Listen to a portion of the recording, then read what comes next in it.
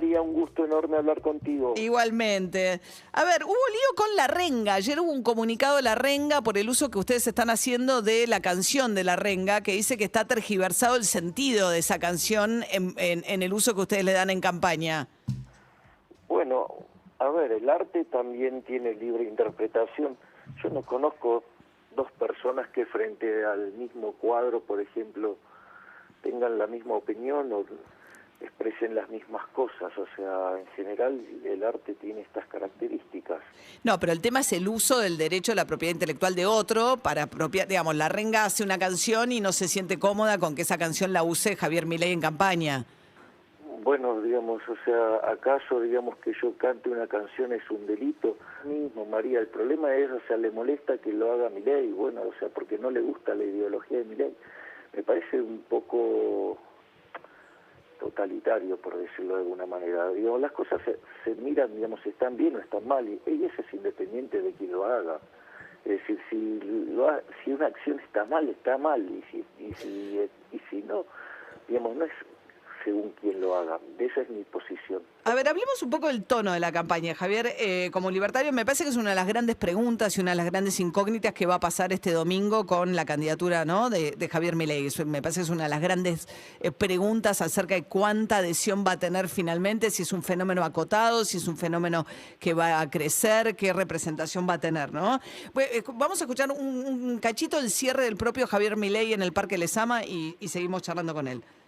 Almas libres que no se han doblegado frente a la maldita corporación política y que luchan de pie por una Argentina justa y libre. ¡Viva la libertad, carajo!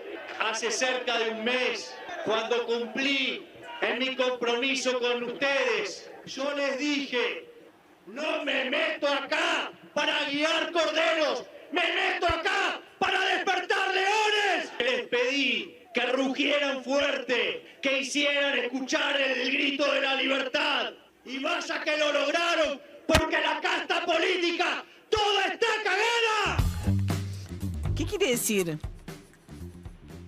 Javier? Mira, básicamente lo que está haciendo referencia a esa parte del discurso es que yo, básicamente con mi concepción liberal, no creo en estar guiando los destinos de la gente. O sea, creo que la gente se tiene que hacer cargo de su propio destino, ¿sí? Y ser libre para perseguir sus sueños y también enfrentar los costos, porque la libertad además implica responsabilidad, ¿sí? Y en ese contexto, ¿sí?, es que yo llamo a ser libres, y que es la oferta opuesta de lo que está haciendo toda la corporación política. Y en ese contexto yo les digo, quiero escucharlos rugir, que los quiero escuchar gritar por la libertad. Y la realidad es que, si vos te fijás, María, desde que fue el acto en la Plaza Holanda, todo el debate político tuvo un corrimiento hacia el debate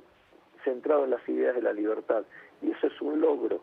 Es decir, ¿Pero qué quiere decir la casta política está toda cagada? Igual escucho como no sé, hoy es un Milei como versión soft al lado de los gritos y el tipo de insultos que, digo, se le escuchó decir gusano a Horacio Rodríguez Larreta. Digo, hay algo del tono, de por qué tanta agresión en el tono y en la forma.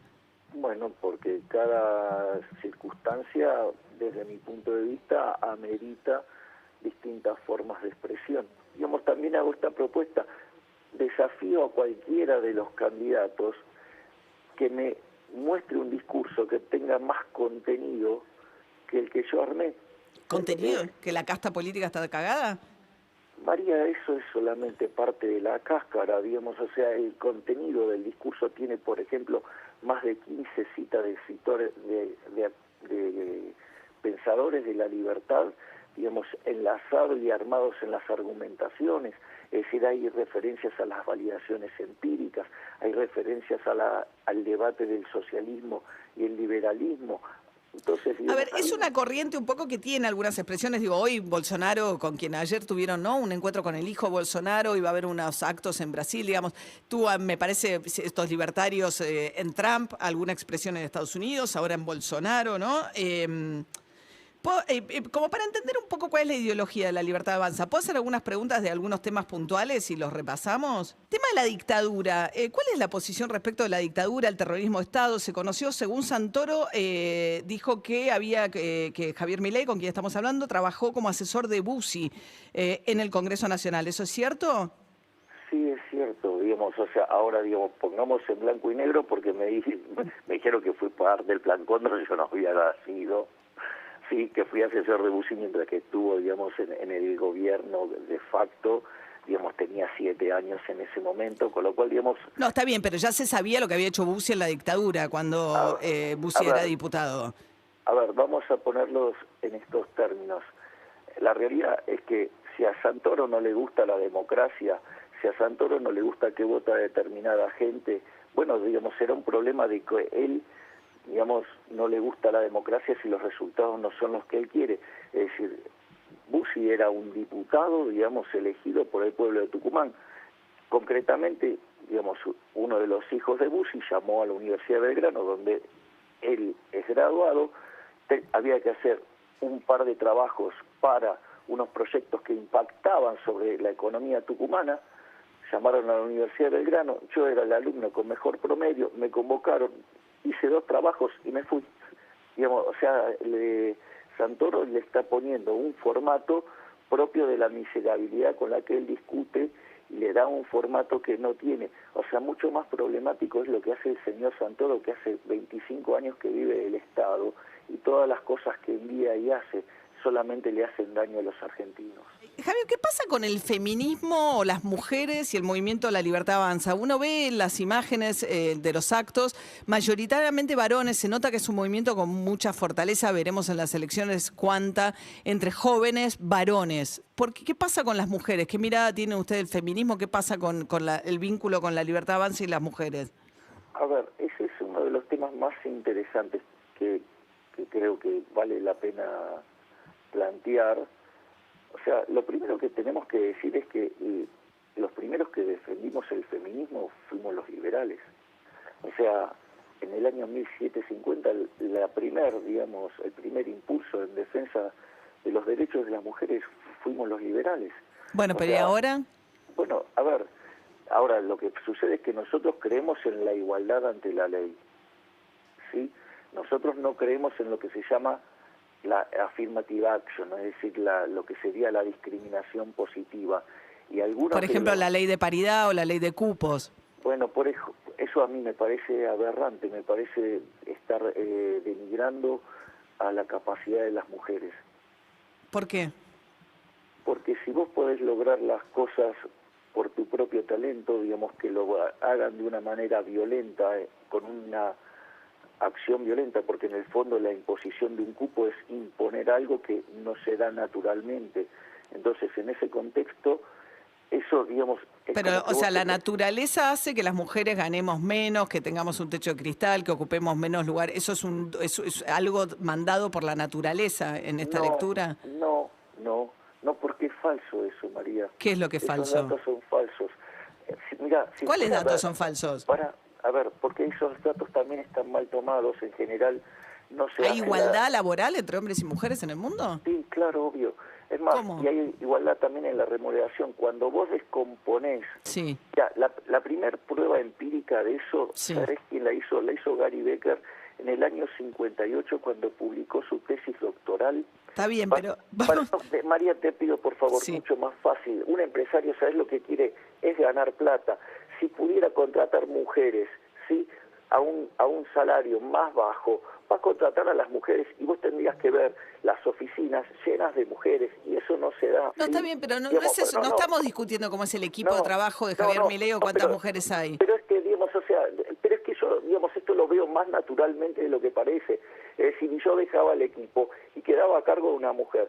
Y es más, cuando hubo una reestructuración en una parte de la empresa, sí, digamos, es un lugar súper preponderante. Se la dieron a la persona, digamos, que venía atrás mío en la línea, o sea, y en realidad, digamos, o sea, y es más, que a mí me pareció fantástico, y es más, esa persona cumplió su trabajo de manera formidable. Por lo tanto... Bueno, ¿cuál sería la parte sorprendente? ¿Cómo? ¿Cuál sería la parte sorprendente? No, no, es que, digamos, a mí me encanta que haya sido el resultado ese. Es decir, o sea, no sé, digamos, muchas veces lo que me parece sorprendente es lo mal que se miran los datos. Vos no podés tomar los datos en el promedio, los tenés que descomponer, tenés que comparar. O sea, hay igualdad, o sea, no hay un problema de rezago de la mujer en nuestra sociedad hoy. A ver, hay, esa pregunta es más inteligente y más profunda, porque el rezago que sí se podría estar observando es que, ¿qué es lo que pasa? Vos cuando iniciaste el siglo XX, por ejemplo, solamente el 10% estaban en carreras universitarias, mujeres.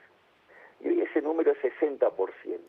Uh-huh. Entonces, hasta que ese 60 de hoy se transforme en 60% de puestos, eso lleva una dinámica de tiempo, o sea, eso no se logra de manera instantánea. Suponiendo que solo se juega en las universidades.